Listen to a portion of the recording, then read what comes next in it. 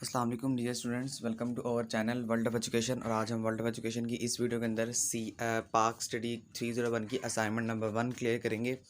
जैसा कि आप सबको पता है कि असाइनमेंट नंबर 1 जो है वो अभी आई हुई है और इसकी जो लास्ट डेट है वो 28/5/2021 है। तो इसके सबसे पहले ऑब्जेक्टिव्स पढ़ लेते हैं, उसके बाद बाय हैंड मैंने लिख के आपको दिखा दिया है, तो वहाँ से आपको देखने में ज़्यादा आसानी भी हो जाएगी। और चूँकि आपकी असाइनमेंट सेम नहीं होनी चाहिए, इसी वजह से हम जो है मैं आपको आगे चल के वीडियो में यानी मिड में और आखिर में मैं आपको ऐसी टिप्स बताऊंगा जिस टिप्स को आप यूज़ करके अपनी असाइनमेंट में 100% नंबर जो है वो गेन कर सकते हैं। तो बात करते हैं जी असाइनमेंट के। सबसे पहले ऑब्जेक्टिव्स पढ़ लेते हैं। ऑब्जेक्टिव्स क्या है? Student knowledge of the subject and to motive them toward conceptual knowledge. यानी आपको पता है आपकी गवर्नमेंट जो फेडरल गवर्नमेंट यूनिवर्सिटी से आपकी यूनिवर्सिटी रिलेट करती है, तो डेफिनेटली आपका कॉन्सेप्ट क्लियर करना बहुत इंपॉर्टेंट है। इंस्ट्रक्शन देख लें। इंस्ट्रक्शन आपने क्या करना है, लेट असाइनमेंट एक्सेप्ट नहीं की जाएगी। इसके अलावा फाइल करप्ट नहीं होनी चाहिए, आपके मार्क्स ज़ीरो हो जाएंगे। फिर उसके अलावा जो प्लेगरिज्म है विल नेवर बी टॉलरेटेड, यानी टॉलरेट नहीं होना चाहिए। बिल्कुल आपने एज इट इज़ आंसर लिखा हो, आपने ईमेल के ज़रिए असाइनमेंट जो है वो सबमिट नहीं करवानी। अच्छा, यहाँ पर सिर्फ इंपॉर्टेंट टॉपिक जो है वो ये है कि आपने 12 टाइम्स न्यू रोमन, यानी आप MS वर्ड खोलेंगे तो वहाँ पर जब राइटिंग आ रही थी सिर्फ आपने 12 में, यानी आपने अपनी राइटिंग 12 से बड़ी नहीं करनी, 12 तक आपने अपनी राइटिंग लिखनी है, तो तभी आपकी असाइनमेंट एक्सेप्टेबल होगी। Without wasting any type of time चलते हैं क्वेश्चन की तरफ। डू यू थिंक, क्या आप सोचते हैं, that two nation theory become the basis of creation of Pakistan, कि जो दो कौमी नज़रिया है उसने जो पाकिस्तान को पैदा करने में, पाकिस्तान की रियासत को तामीर करने में एक बड़ा अहम किरदार अदा किया है। जस्टिफाई, अगर आप समझते हैं तो जस्टिफाई करें your answer with 5 relevant points. अगर आप समझते हैं तो आप 5 रेलिवेंट पॉइंट देकर हमें सेटिस्फाइड करें। आपकी यूनिवर्सिटी की तरफ से ये क्वेश्चन है। Second question is what were the social, economic and religious cases behind the war of independence 1857। यानी सोशल जो थे, माशरती, इकोनॉमिकली और जो रिलीजियस, जो इस्लाम के पॉइंट ऑफ व्यू से थे, जो मज़हब के पॉइंट ऑफ व्यू से थे, उसके पीछे जो इंडिपेंडेंस 1857 की वार थी वो किन किन वो वजूहात की बेस पे जो थी वो की गई थी। अगर आपको कॉन्सेप्ट क्लियर है तो आपने इसका भी आंसर 5 पॉइंट्स में ही रेलिवेंट देना है इनको।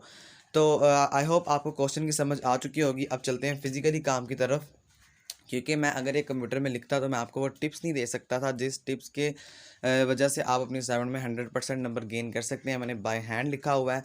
तो फिजिकल काम की तरफ जाने से पहले स्टूडेंट्स आपसे यही रिक्वेस्ट है कि काइंडली, हमारा चैनल अभी बिल्कुल इनिशियल पॉइंट पर है। अगर आप हमारे चैनल पर न्यू आए हैं तो इसको प्लीज़ सब्सक्राइब कर लें और जो बेल आइकन है उस पर क्लिक करने के बाद ऑल पर प्रेस कर दें, ताकि आपको बर वक्त आने वाले वीडियो का नोटिफिकेशन मिल सके। क्योंकि मैं इस चैनल पर आने वाला हर क्विज़, असाइनमेंट और GDB 100% करेक्ट सोल्यूशन के साथ डाल देता रहूँगा।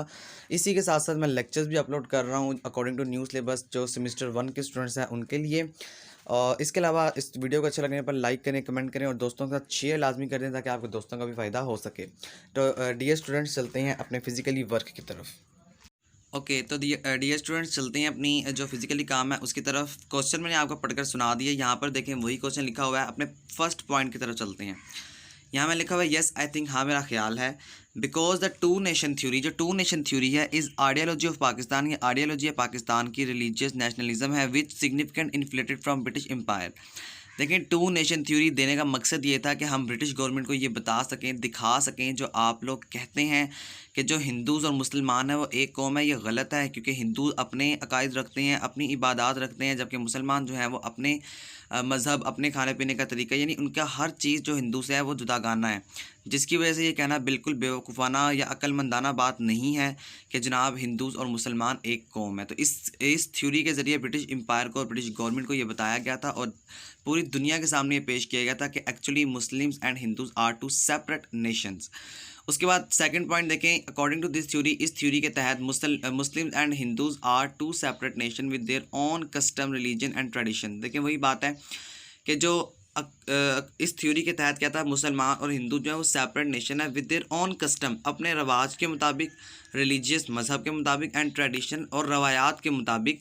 देयरफॉर, इसीलिए from moral point of view, यानी अब इखलाकी पॉइंट ऑफ व्यू से, मुस्लिम शुड बी एबल, मुसलमान इस काबिल हो गया to have their own separate homeland, कि उसको अपना एक सेपरेट रियासत, अपना एक सेपरेट मुल्क मिल सके। The third point is the two nation theory tell Muslim and Hindus are much differ from each other, they can't live together. इसका मतलब ये है कि जो मुसलमान हैं वो, उनकी जो थ्योरी है, टू नेशन थ्योरी, जो मुसलमानों को ये बताती है और सिखाती है, ना सिर्फ मुसलमानों को बल्कि हिंदूज़ को भी ये बता रही है कि जो मुसलमान हैं वो इतने आप लोगों से जुदा हैं कि हम एक साथ इकट्ठे नहीं रह सकते। 4 पॉइंट अगर की बात करें तो 4 पॉइंट देखें, this theory clear the misunderstanding. इस थ्योरी ने क्लियर कर दी अंडरस्टैंडिंग ओवरऑल वर्ल्ड, तमाम दुनिया की, हुज टेल जिसने बताया, हुज फील सॉरी जो सोचते थे, there is no difference between Hindus and Muslims.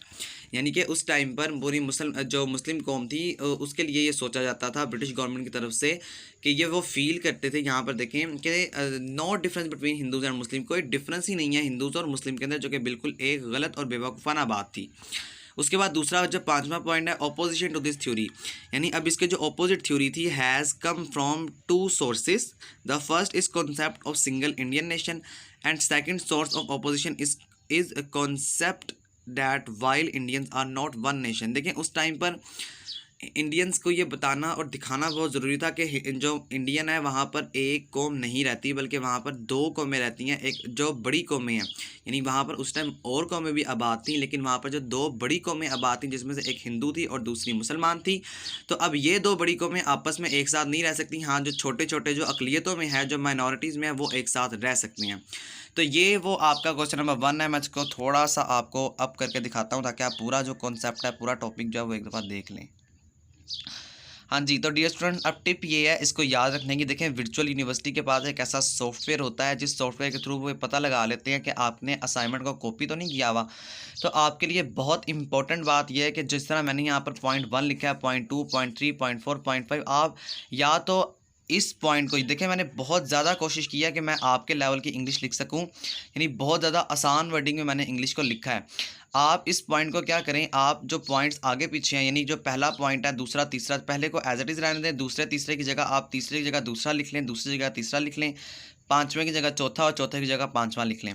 इस तरह आप अपनी असाइनमेंट को सबमिट करवा सकते हैं। इसके अलावा दूसरा तरीका ये है कि देखें मैंने यहाँ पर बेहद आसान लफ्ज़ों में लिखा हुआ है, तो आप इसे मज़ीद सिनोनिम्स लिख सकते हैं।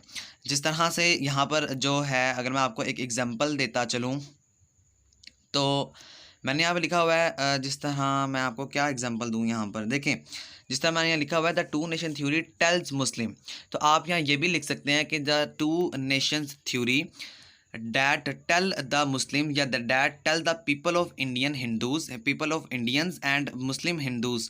यानी आप ये भी लिख सकते हैं जो मुसलमान हिंदूज़ हैं, मुसलमान हैं और हिंदू हैं, यानी इंडिया में रहने वाले मुसलमान और इंडिया में रहने वाले हिंदूज़, उनको ये बताती है that are much different from each other, कि ये एक दूसरे से बिल्कुल जुदा गाना है। यानी आप टोटल सेंस यही रखेंगे जुमले की, और सेंस के साथ साथ आप जो है वो अपना मायनी, अपना मकसद और अपना थोड़ा सा जो वर्ड्स है आगे पीछे कर देंगे। इससे भी जो वर्चुअल यूनिवर्सिटी है उसको ये पता लगेगा सॉफ्टवेयर को कि जनाब आपने जो है अपना खुद से लिखने की कोशिश की है। देखें वर्चुअल यूनिवर्सिटी आपसे वेल सेटिस्फाइड इंग्लिश नहीं मांगती, बस आपको अपनी बात को कन्वे करना आना चाहिए, आगे बताना आना चाहिए कि हम एक्चुअली ये कहना चाहते हैं।